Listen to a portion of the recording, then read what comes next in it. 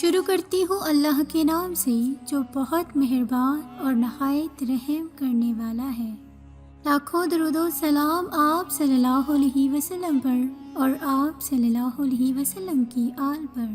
پیارے ناظرین، یہ واقعہ ہے بصرہ کی رہنے والی ایک حسین و جمیل خوبصورت فحاشہ عورت کا، جسے اپنے حسن پر بہت ہی ناز تھا، لیکن جب اس کا غسل ایک اللہ والے کے گھر کے سامنے سے ہوا، اس نے ان کا مذاق اڑانا چاہا۔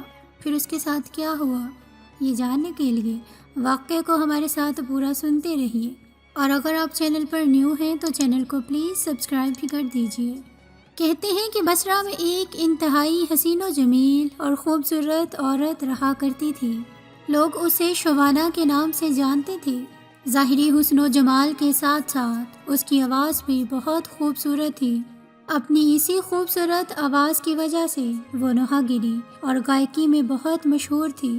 بصرہ شہر میں خوشی اور غمی کی کوئی مجلس اس کے بغیر ادھوری تصور کی جاتی تھی، اور یہی وجہ تھی کہ اس نے بہت سارا مال و دولت جمع کر لیا تھا۔ بصرہ شہر میں فسق و فجور کے حوالے سے اس کی مثال دی جاتی تھی۔ اس کا رہن سہن امیرانہ تھا۔ وہ بیش قیمت لباس زیبتن کرتی، گراں بہا زیورات سے بنی سنوری رہتی تھی۔ ایک دن وہ اپنی رومی اور ترکی کنیزوں کے ساتھ کہیں جا رہی تھی۔ راستے میں اس کا گزر حضرت صالح المری رحمۃ اللہ علیہ کے گھر کے قریب سے ہوا۔ آپ رحمۃ اللہ علیہ اللہ کے برگزیدہ بندوں میں سے تھے۔ آپ بعمل عالم دین اور عابد و زاہد تھے۔ آپ رحمۃ اللہ علیہ اپنے گھر میں لوگوں کو واعظ ارشاد فرمایا کرتے تھے۔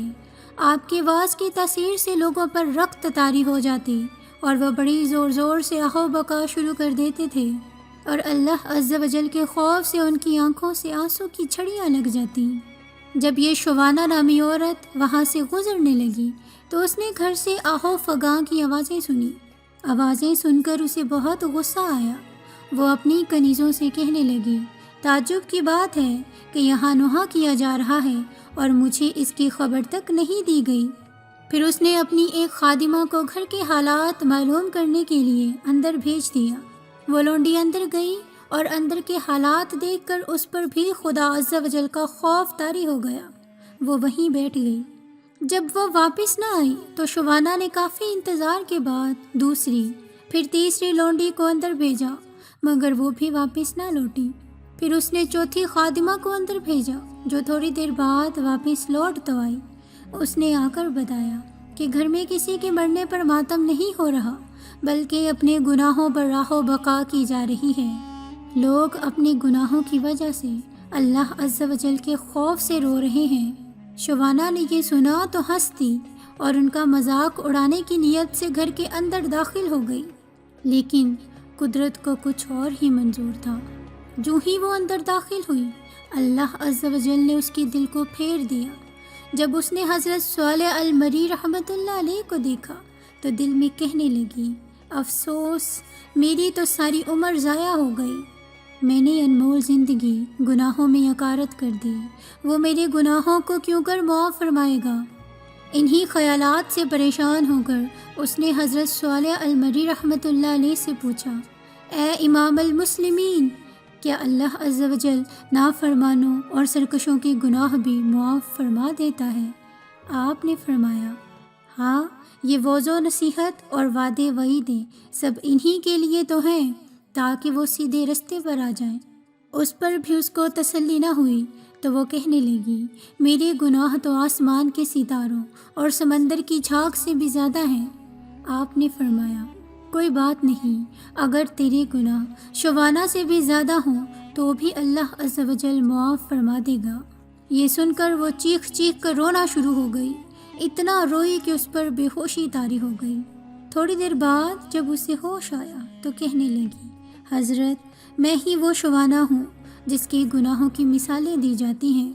پھر اس نے اپنا قیمتی لباس اور گراں قدر زیور اتار کر پرانا سا لباس پہن لیا، گناہوں سے کمایا ہوا سارا مال غربا میں تقسیم کر دیا، اپنے تمام غلام اور خادمائیں بھی آزاد کر دیں، پھر اپنے گھر میں مقید ہو کر بیٹھ گئی۔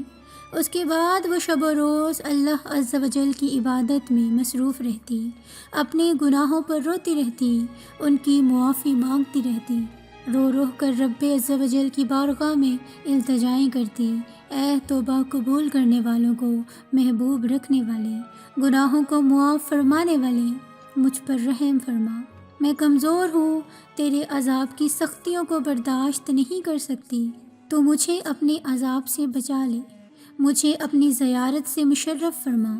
اس نے ایسی ہی حالت میں 40 سال زندگی بسر کی اور انتقال کر گئی، اور یہ تھا ایک ولی اللہ کی صحبت کا اثر۔ ایک گناہ گار کو اس طرح سے واعظ کی کہ وہ اللہ کی مقرب بن گیا۔ آج کے دور میں ایسے رہنماؤں کی شدید ضرورت ہے۔ ناظرین، میں امید کرتی ہوں کہ آپ کو واقعہ ضرور پسند آیا ہوگا۔ ویڈیو کو لائک کر کے ہماری حوصلہ افزائی کیا کریں تاکہ ہم آپ کے ساتھ مزید اچھے اسلامی واقعات اور انفارمیشن شیئر کر سکیں۔ اس کے ساتھ ہی مجھے دی اجازت، اگلی ویڈیو تک دعاؤں میں یاد رکھیے گا۔ فی امان اللہ۔